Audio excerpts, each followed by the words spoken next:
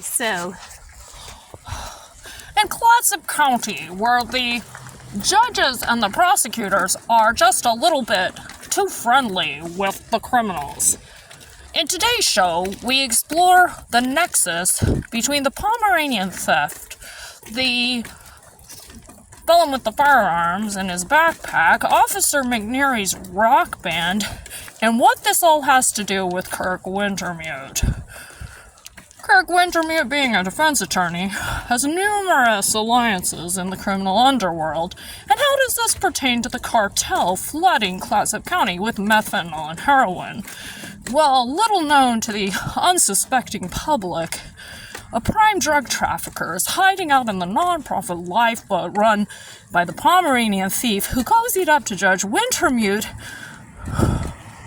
in order to get as much state funding from Tina Kotek's emergency homeless relief conduited by Clatsop County.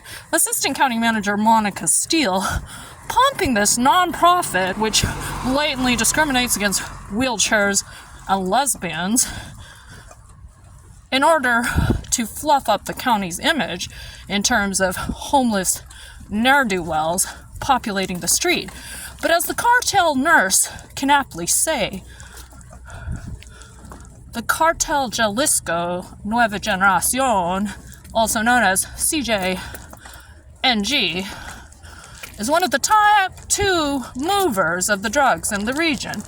She's hiding out on the advisory board. No big deal of the Beacon Clubhouse.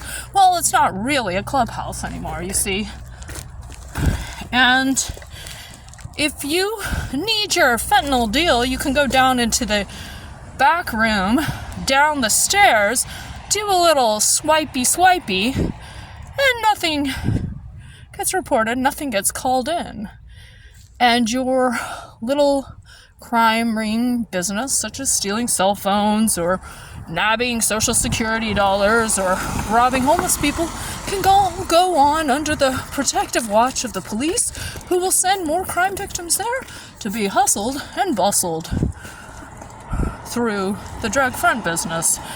Now, if you want to say, how is it that the judges are so cozy with the criminals, we have some very charismatic criminals in Astoria, some of whom are willing to plunk down a pretty penny to invest in decaying, rotten, black mold-filled architecture, and who wouldn't want to funnel some state homeless money into a real estate transaction?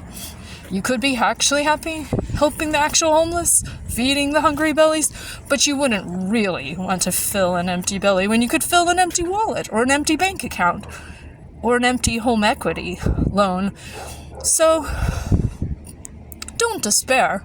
It's not South Central LA. You really won't probably get popped, although you don't really know what the lifeboat guy was doing with the handgun. You don't totally ever feel safe. You may wish him well and say Jesus loves you and all that, but when he pumps up a judge to come at you like a raving madman, accusing you of things you've never done, you just gotta wonder, is the judge in on the methamphetamine trafficking, or does the drug court enjoy its existence because of the massive drug running?